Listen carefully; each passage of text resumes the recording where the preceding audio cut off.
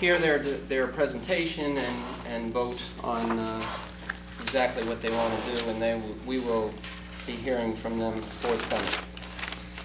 The second thing I wanted to say was,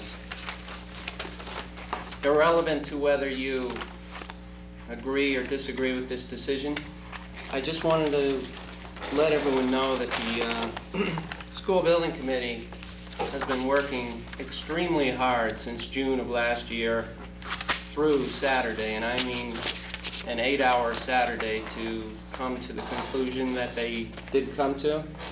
And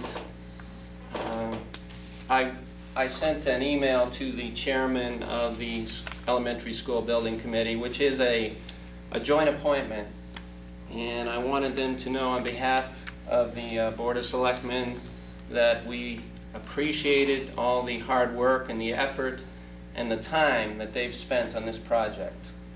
So I just wanted to thank them, and I guess we'll go from here. Just wanted to thank you. Thank you, Mr. Malcolm. Mr. Murphy. I had several things. One, I was hoping Mr. Rowe would be here so he could take his books on. This is to answer his question on police building requirements. So, but he's not here, so I'll bring them back the next time. I'd like to call to the board's attention, I assume everyone saw, it was in the February 17th, have met since then? Maybe not. It was in the February 17th Northwest Weekly. The headline was, "Survey finds permit costs vary widely between towns." And I'd like to ask if the town administrator could obtain from Mr. Hecklenbecker in Reading the survey he did, because it references his survey. I may have a copy of that already in my office. Okay. Well, if you do have a copy, I'd like to have a copy distributed to the board as well as to the finance committee. I think this is an issue we may need to look at on a go-forward basis. The last thing I had is the budget planning meeting, unless I'm stealing your stuff. I'm cool.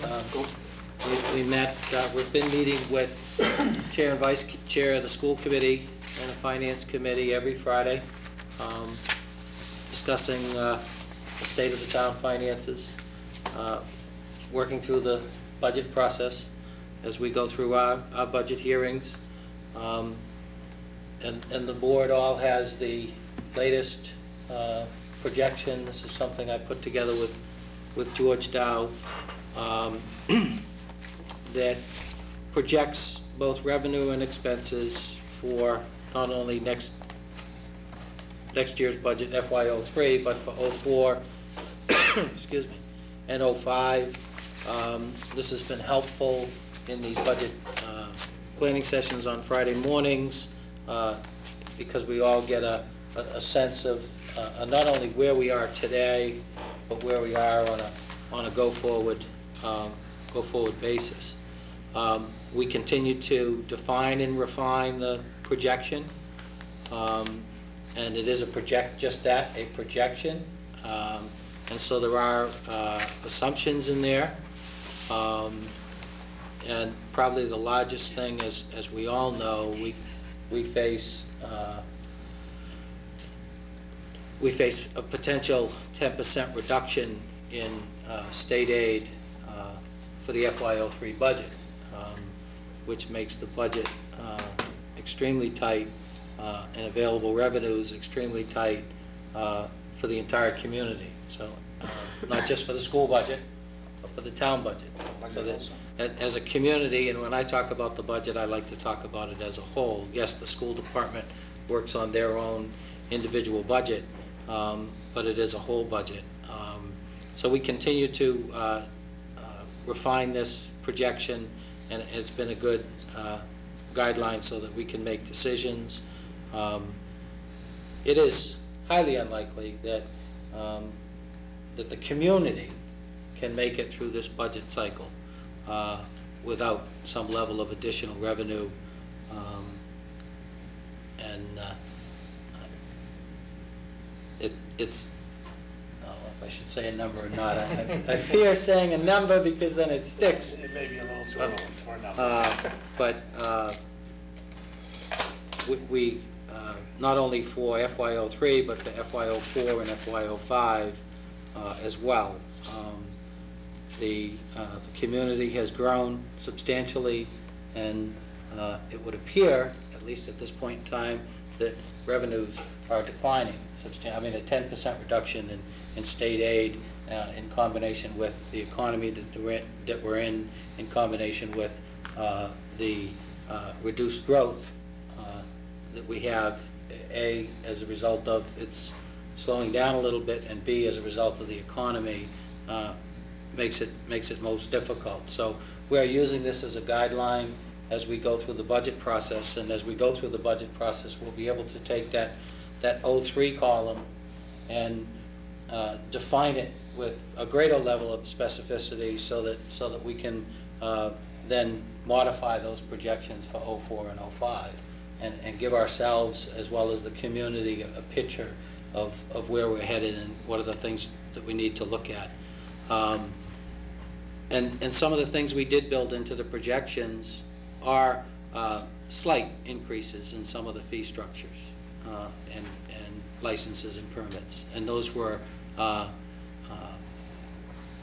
modest, extremely modest. We're only talking $5,000 in total over the 3 fiscal years. So that's not, we didn't, it's very modest and very conservative. But again, that was a recognition of the fact that we need to take a look at those things as we go forward. Probably the thing that's toughest to deal with is the projection calls for a 10% increase in employee benefit costs, the majority of that having to do with health care, and that's applicable across all the years. We do have some good things in there in that the MBTA assessment declines, and we've got modest increases in for some of the operating budgets. But again, and we're not done with our budget process yet, but as we go forward, it is a very difficult budget year for the entire community, and we're going to need to look at things in a different way and work really hard to make it all work. And I think the team on Friday mornings is working very well together in a concerted effort to get the community a budget that hopefully meets the needs of the community. And again, we do have a revenue shortfall that we need to address in some way. So I don't know if anyone wants to add anything to it. But, No, I do. I think you covered it very well, Mr. Murphy, and I do echo all your statements, and the budget team has been working for hours and hours on Fridays, but we have made progress. No, it was not on Fridays. Yeah, no, it's not on Fridays. So, and I want to, actually, one last thing. Yep. Extend my thanks to, publicly, to George Dow. I have been, in some ways, putting him through the paces, making demands he's never heard before, and he's been most supportive and most responsive to me in working through the projection. And again, special thanks to the entire finance planning team. The finance committee's been great as well. So it's been quite a learning process, and we still got a long way to go in a very short period of time. So it's going to be a short, fast race. But we'll get it. But we'll get there. But we'll get there. We'll get there. Yeah. Thank you. Okay. I do not have anything real new tonight under new and old business, as Mr. Murphy said. I'm sorry, Mr. Kaminsky. I would just like to have maybe a couple of minutes of the board's indulgence, if I may. Okay. And that is, these are things that I pointed out to the board before, but the board has a few new members, and it might not be inappropriate to repeat them right now. And that is what the role of the moderator is at town meeting. And I am kind of the representative of the entire community. That's why I'm elected at the polls rather than being elected at town meeting. And so it is my role to kind of protect the people who don't come to town meeting, but rather watch it at home on television, if they watch it at all, or don't come, from inappropriate things that might be done by the people who do come to town meeting. That's kind of a little bit backwards from what we usually do. We usually pay service to the people who come, and we kind of tell the people who don't come, well, you should come. But in order to protect the rights of the absent, what I have to make sure is that the only things that are discussed at town meeting and the only motions that are presented are motions for which fair notice is given in the warrant. And of course, you ladies and gentlemen are responsible for the preparation of the warrant. And there is one particular point of authority that I make sure that I grant you, and that is that you can put a ceiling on any appropriation that is made at town meeting by mentioning the amount in the article. If you say to see if the town will vote to appropriate $50,000 for such and such a purpose, then you can rest assured that as long as I am moderator, nobody will present a motion, or nobody will be allowed, a motion will not be accepted to raise and appropriate $50,001. $50,000 will be the limit. Similarly, it is my obligation, I'm not always perfect, and I have made a mistake once or twice, to make sure that the vote, the appropriate quantum of the vote is declared. I will declare the number of votes that are taken in certain motions, for instance, bond issues, borrowing, zoning bylaw amendments require a 2/3 vote. And when I'm doing my job properly, which I hope I'm doing most of the time, I will declare that a motion is either does achieve the required 2/3 majority or fails to achieve the required 2/3 majority. And if it makes it, or if it fails, I will also make sure that there is a count on the vote taken unless it is unanimous, so that if I'm wrong in my determination as to whether something is requires a 2/3 vote or not, that it can be reviewed and corrected after the fact by town council in collaboration with the Attorney General's office. I said my piece. Thank you. Thank you, Mr. Kapodinsky. I do just want to add to that and say, you mentioned you make mistakes now and then, and I'm going to say I think you do a fine job. Some of the stress you're under up there, you can have it. Well, flattery will get you everywhere, sir. At least down on the floor, we have a whole table of people to hide behind. Thank you.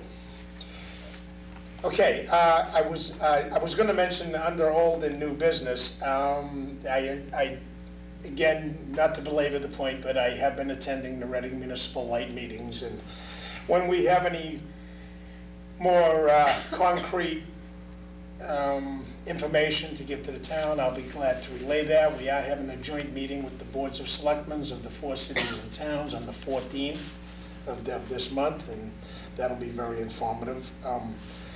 As you can aware, as you are aware, we are quite tied up in the budgets right now, and Mr. Younger is extremely busy with this also. I have spoken to Mr. Younger, and once we get through the budget season, once we get the budget settled, I should say, and I spoke to the other board members, we're going to be asking Mr. Younger to adopt a reimbursement policy. We will be coming up with a reimbursement policy for general government as a proactive measure, not reactive. We don't have any problems, and we don't foresee any, but this will certainly be a proactive measure. We don't have any credit cards, but just to get something in place, I think would be concrete and solid. And that's all I have on the old and new business. Anybody? Anything else? Actually, one piece I forgot from Friday's planning meeting. At the conclusion of this budget process, the group, the planning team on Friday agreed to convene right after the 1st of July and begin the process for the next year. Right. So that we can look at things in a different way, perhaps use some different approaches, and refine some of the analysis, so that it's more of a planned approach. Not that it's not a planned approach, but again, greater